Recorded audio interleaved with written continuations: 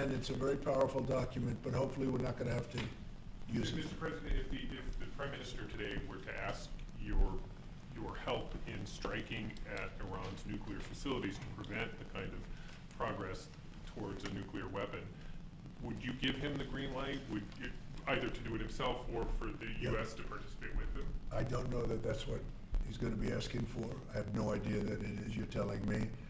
We're going to have a pretty long meeting. We're going to be discussing a lot of things, not only that, but a lot of things.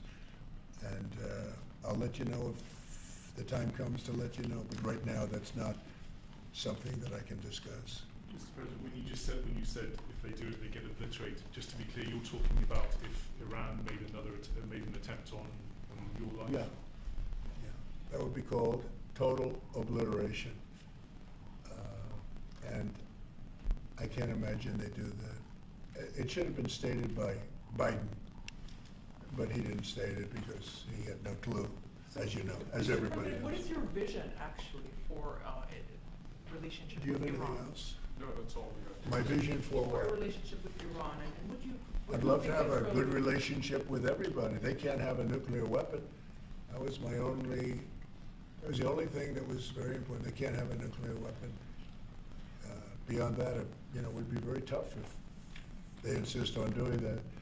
They have some of their leadership, I can tell you right now, and maybe you know it, maybe you don't, but there are many people at the top ranks of Iran that do not want to have a nuclear weapon just for that very reason.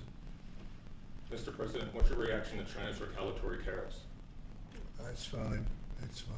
We're going to do very well against China and against everybody else. Right now, they've taken advantage of the Biden administration like I've never seen. I've never seen. The deficit with China is about $1 trillion. Think of it, $1 trillion. They're using our money to build their military. And Biden let that happen. We're taking a lot of fires here. We came back. This is like a different place. The good news is we're doing very well. We're doing well with countries that nobody expected we'd do well with. We are respected again as a nation, maybe at a level that people haven't seen for many, many decades. But when I left, we didn't have any wars. I defeated ISIS, 100% of the ISIS caliphate, and now the world seems to be ready to blow up, but we'll see if we can stop it. Mr. President, have you reached out to the Iranians about any kind of deal? Have you reached out to the Iranians about any kind of deal to start those discussions? I would reach out. I have nothing. I see. I'm one that doesn't care whether I reach out or they reach out. A lot of people say, "Let them reach out, sir." To me, it doesn't matter. It's just talk. But I want to see everybody do well. I want to see great countries, and I want to see peace in the Middle East and elsewhere. We're also working very hard with respect to Russia, Ukraine. That's a bloodbath. It's a total bloodbath. What's going on there is incredible. What's going on with the soldiers, young soldiers being killed by the thousands. I mean, literally by the thousands. And we want to see if we can get that stopped. And I think we've had some very good talks. Any update on when you would speak to President Xi, sir? Any update on when you would speak to President Xi? No, we'll speak to him at the appropriate time. I'm in no rush. Do you At the appropriate Do you think that conversation can lend itself to the type of freeze that it meant for the tariffs for Canada and Well, Mexico? we'll see what happens. Well, there's a short-term freeze with Mexico, as you know, and with Canada. But they've agreed to be very, very strong on the border, stronger than they ever were by far, by a factor of about 30. And in addition to that, as you can see, we've been strong because we've had numbers like you've never seen before. I mean, the border is now closed, really closed. And with that being said, we're letting good people come through, and we want good people to come into our country. But the border is closed. In your talks with Prime Minister Netanyahu today, do you intend to press him about how many deaths have been amongst Palestinians? Are you concerned about that death? I talk about that too. Both sides mean a lot. I talk about that. I talk about the other side. I talk about everything. What's your main message to him today during your meeting? Well, I'm here to listen. He's here to see me, and I'm here to listen. So, Will you there's continue not to much of a press? message. Will At you the right continue- time, I'll give him my Mr. message. President, will you continue to press for this idea that Jordan and Egypt can take Palestinians from Gaza? Yeah, I would like to see Jordan. I'd like to see Egypt take some. Look, the Gaza thing has not worked. It's never worked. And I feel very differently about Gaza than a lot of people. I think they should get a good, fresh, beautiful piece of land, and we get some people to put up the money to build it and make it nice and make it habitable and enjoyable and Somewhere else. make it a They say they home. don't want to leave, though. Palestinians say they don't want to leave. I don't know how they could want to stay. It's a demolition site. It's a pure demolition site. If we could find the right piece of land or numerous pieces of land and build them some really nice places with plenty of money in the area, that's for sure, I think that would be a lot better than going back to Gaza, which has had just decades and decades of death. Where would those pieces of land be? Well, they Those could Arab be in countries Jordan, don't want and they them. could be in Egypt, and they could be in other places. You could have more than two, more than one, but you could have more than two. And you'd have people living in a place that could be very beautiful and safe and nice. Gaza's been a disaster for decades. Would the U.S. pay for that? I Or don't think the contribute? I don't Would the think the United States UN would contribute? pay, but I think there's plenty of people that would in the area. They have a lot of money. They certainly have a lot of money. Some of the countries over there, they'd like to see it. I know that Saudi Arabia wants to see peace. I can see that. And many of the countries there, as far as I'm concerned, they all want peace. I think, maybe I'm wrong on this, but I think Iran would like to see peace too. They've had enough. Don't you think they've had enough? But the leaders of Egypt and Jordan have said bluntly they have no interest in doing this. Well, they may have said that, but a lot of people said things to me. They said they wouldn't take anybody back in Venezuela, and right now they're flying them right back into Venezuela. And a lot of people, and they're doing the right thing in Venezuela. The Panama Canal is an active discussion right now. They said things about that, and virtually everything that's been said has been incorrectly stated based on the result. Does Would that the amount people be to able to forcibly return to displacing? Gaza? Wouldn't that amount to forcibly displacing those people from Gaza? If I they don't say think they so. I want think to? if they had the opportunity, they'd love it. If they had an alternative to they have no alternative right now. I mean, they're there because they have no alternative. What do they have? It is a big pile of rubble right now. I mean, have you seen the pictures of it? Have you been there? It's terrible to live. Who can live like that? And very dangerous. There's shooting all over the place. There's bombing all over the place on both sides. Now, I would think if they had an option of moving to an area, either in a large group or various smaller groups, and take care of the close to 2 million people, I would think that they would be thrilled to do it. They have no, when you say about the Gaza Strip, they don't have an option. To be clear, you say they'd be It's very dangerous. They'd be thrilled to leave Gaza. Oh, I think they'd love to leave Gaza if they had an option. Right now, they don't have an option. What are they going to do? They have to go back to Gaza. But what is Gaza? There's practically not a building standing, and they're very dangerous. Those buildings are shifting, and they're falling down all over the place, and there's gunfire all over. It's going to be that way for a while. Mr. President, wouldn't it have made more sense to evacuate people while the war was ongoing rather than now when there's a ceasefire? Which is what you're talking about. When it was more dangerous when there were strikes overhead than now. Well, the strikes could start tomorrow. There's not a lot left to strike. Exactly. It's a demolition site. The whole place is demolished. It's unsafe. It's unsanitary. It's not a place where people want to live. Would people be able to return? Nobody's got.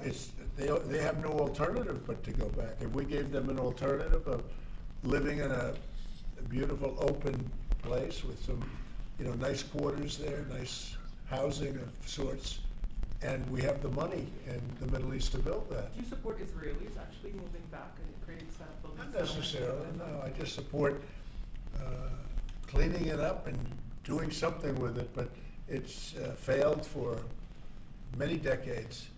And somebody will be sitting here in 10 years or 20 years from now, and they'll be going through the same stuff, the wars. And they've had civilizations on Gaza, many civilizations on Gaza, and they're buried in the sand. Secretary It Rubio. doesn't seem to work. Secretary- On Elon Musk, Yeah. thank you, Star. On Elon Musk, how often are you talking to him? And have there been ideas that he's brought to you that you've said, oh, no, wait a minute, this is going a little too far? Well, many ideas, but look, he's done a great job. Look at all the fraud that he's found in this U.S. AID. It's a disaster what the people, radical left lunatics, They have things that nobody would have even believed.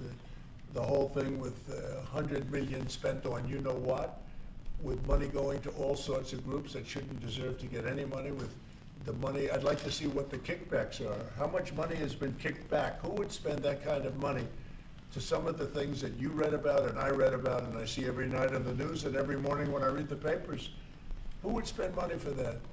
I would say this, the people that got all that money, are they kicking it back to the people that gave it from government? No, that's, to me, very, very corrupt. The real question is, how much of a kickback has there been? And one of the things I want to investigate rapidly, because I've never seen anything to this extent, the train that's being built between Los Angeles and San Francisco is the worst managed project I think I've ever seen, and I've seen some of the worst. Billions and billions, hundreds of billions of dollars over budget. In fact, I read where you could take every single person that was going to go on the train and get the finest limousine service in the world and take them back and forth with limousines, and you'd have hundreds of billions of dollars left over. It is the worst thing, and we're going to start an investigation of that because it's not possible. I built for a living, and I built on time, on budget. It's impossible that something could cost that much. And now it's not even going to San Francisco, and it's not going to Los Angeles. They made it much shorter. So now it's at little places way away from San Francisco and way away from Los Angeles. No, we're going to start a big investigation on that because I've never seen anything like it. Nobody has ever seen anything like it. The worst overruns that there have ever been in the history of our country. And it wasn't even necessary. I would have said, you don't buy it. You take an airplane. It costs you $2. It costs you nothing. You take an airplane. But this got started, and if you have to, you drive. You can drive. Are there other They have agencies? hundreds of billions of dollars of cost overruns, and it's not even the same project. It's much shorter. It's way outside of San Francisco and way outside of Los Angeles. So we're going to be looking into Who's this. going to investigate that? Is that DOJ who's going to investigate the train? No, I'm doing that myself. Some of these Doge engineers that Elon Musk has helping him are as young as 19 years That's old. good. They're very smart, though, Peter. They're like you. They're very smart people. Thank you. Have you met any of these guys? No, I haven't seen them. They work actually out of the White House. They're smart people.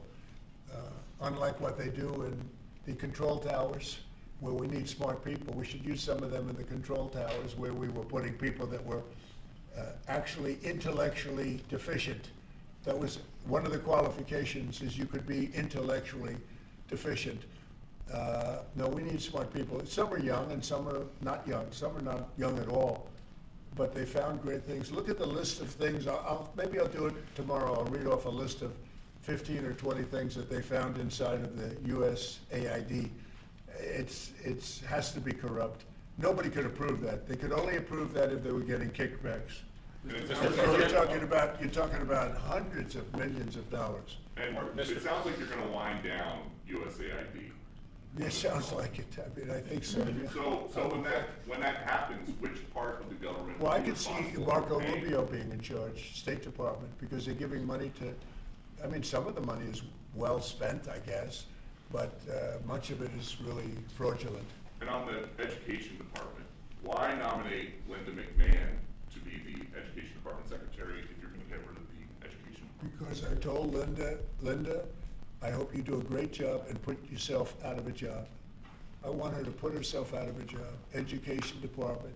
So we're ranked number 40 out of 40 schools, right? We're ranked number 1 in cost per pupil. So we spend more per pupil than any other country in the world, and we're ranked at the bottom of the list. We're ranked very badly. And what I want to do is let the states run schools. I believe strongly in school choice, but in addition to that, I want the states to run schools, and I want Linda to put herself out of a job. Do you think that's something you can do with an executive order, or are you going to I'd like to be able to ask do it. Congress to I do would it? like to be able to, look, if I could give the schools back to Iowa and Idaho and Indiana and all these places that run properly, there's many of them. I think, so if you look at the list, Denmark, Sweden, Norway, believe it or not, China's doing very well on that list, a list of well-educated, where they run their school system well. You have a lot of countries, not surprising names. I think that if you moved our schools into some of these states that are really well-run states, they would be as good as Denmark and Norway and Sweden and some of the other states. And then you'd have the laggards, and you know who they are, I don't have to go to it, but you'd have the laggards, the same laggards that are laggards with everything else, including crime. But even them, you'll break it into systems. As an example, if you went to New York, you go to Westchester County, you go to Dutchess County, you go to Suffolk and Long Island and Nassau and Long Island, you have maybe 6 or 7 locations, and you have New York City, which would include the 5 boroughs. And I think even that would run much better than it does right now. Same thing with Los Angeles or California. You'd have Riverside, you'd break it up into 6 or 7, but most of them would be states, and you'd have one. Like in Iowa, you give it to the state of Iowa, you give it to the state of Indiana, you give it. These are really well-run states. They don't have debt, they don't have problems, they don't have any crimes, you know, relatively speaking, to speak of. And you would have education that would be the equivalent of Norway and Denmark and various other places that are at the top of the list. So we're at the bottom of the list, and we're the most expensive. We're at the top of the list when it comes to cost per pupil. We spend more money per pupil than any other nation in the world, and yet we're rated number 40. The last ratings came out, you saw them. So they talk about 40 countries. We're rated number 40. And I say that if we did this, we would go 20, 30 notches up. We could do great. And we would have some of the best districts in the world. But are you looking to do that with an executive order, sir, or do you need to work with Congress? Well, there are some people that say I could. I think I'd work with Congress. I think we'd have to work with the teachers union, because the teachers union is the only one that's opposed to it. Nobody else would want to hold it back. Look, we have to tell the teachers union, we're rated last in the world in education of the top 40. We're rated last. We were 38. Now we're 40. We went to 39. We went to 40. We're 37. But we're at 40 now. The thing just came out. That's under Biden. Remember that. Secretary Rubio announced a deal this week that would allow potentially American citizens for criminals to be put in a different country. Is that something you're looking to do? No, I didn't know that he announced that yet, but if he did, it's fine, yeah. We have hardened criminals, horrible people. You see them pushing people into subways. The train is coming last week. Guy walking around, just sees somebody waiting for the train. Train's coming 40 miles an hour, and he gets pushed into the subway. And that happens all the time. These are sick people. If we could get them out of our country, we have other countries that would take them. It's no different than a prison system, except it would be a lot less expensive, and it would be a great deterrent. Send them to other countries. If we could go a step further, in other words, we're talking about getting the criminals out of our country that come in through other countries illegally, right? The illegal migrants, as I call them. Well, we have people that are just as bad as them in our country. If we could get them out, I'd be very happy. You would pay El Salvador to El house Salvador them? said that he wanted you to pay a fee for that. Would you pay that? Well, it's a very small fee compared to what we pay to private prisons. But under what And a authority? very, very small fee. I don't know, we'll have to find that out legally. I'm just saying, if we had the legal right to do it, I would do it in a heartbeat. I don't know if we do it now, we're looking at that right now. But we could make deals where we'd get these animals out of our country. And you know, if you take the shooters, the people that hit old ladies in the back of the head with a baseball bat when they're not looking and walk down the street, the people that you see it, the people that take out a gun and shoot you for no reason at all. If we could get these animals out of our country and put them in a different country under the supervision of somebody that made a relatively small fee to maintain these people, because you know what? These are criminals, you call them hardened criminals. They've been in jail 40 times. There's one 42 times. And every time the person gets out, it's a he. Every time he gets out, he commits another crime within 24 hours. And it's a heinous crime. It's a rough crime. We don't want these people in our country either. We don't want them in our country. You have an update on If we had Kiev? the option to get them out and let them be based in some other country at a fraction of the cost, and frankly, they could keep them, because these people are never going to be any good. That person that has been arrested 42 times or 22 times or 17 times and is all in for manslaughter and everything else, and only gets out because of a very weak judicial system that only goes after people like Trump. They don't go after the criminals. They don't go after people like this. And they laugh at our law. If that took place, you would have a lot less crime automatically. So, sir, you're exploring whether to allow this? On Guantanamo Bay, is there enough space there to accommodate? There's a lot of space to accommodate a lot of people, yeah, so we're gonna use it. Can you talk a little bit We more have it, about it's why? already up, we have it for nothing. But we can do less expensive and even more secure. We've had other countries come to us saying, we would love to do that, we would love to take your criminals and we'll maintain that, we'll be their jail. And I'm only talking for the most severe cases. Like, I watched that guy on tape pushing the man into the subway last week. That man that did that is a real bad guy. Many, many arrests. And do you think you're going to convince him someday to be good and a wonderful, wonderful citizen for our country? It's never going to happen. I want to get those people out. I'd love to get them out along with the illegal migrants. The migrants are rough, but we have some bad ones too. I'd like to get them out. It would be all subject to the laws of our land, and we're looking at that to see if we can do it. What Mr. other President? countries have offered to take American citizens? Say it. What other countries have offered to take these American citizens? Numerous, many. And Marco brought it up today. I'm glad he did, because a lot of people are thinking it. When I watch some of the crimes being committed in New York City and Chicago, look at Chicago, the volume of crime that they have, and the viciousness of the crime.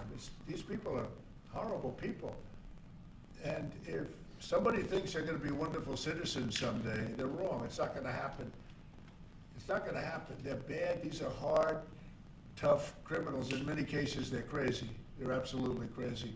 But they're very dangerous. If I could get them out of the country and be in some other country where they're glad to have them because they make a small fee compared to what we'd pay to a private prison, or to, put them in one of our prisons that costs even more money, I think it would be great. I'd love to get them the hell out of our country. Thank you very much, everybody. All right, guys. Thank you, guys. Let's go. President Trump, Guys, let's go. who's going to win the Super Bowl? Thank you. I don't want to say, but there's a certain quarterback that seems to be a pretty good winner. And just last one, because you mentioned it many times. What do you think about Joe Biden signing on with a talent agency? You got to be kidding. He signed on with the talent agency? He does. He's got some entertainment agents now. I think he's got bigger problems than that. I really do. I think he's got much bigger problems than that, but I wish him well. We inherited a mess. This place is a mess, but it's quickly being solved, the problem. We're going to make America great again. Thank you very much. All right, guys. Let's go. Thanks, guys. Thank you.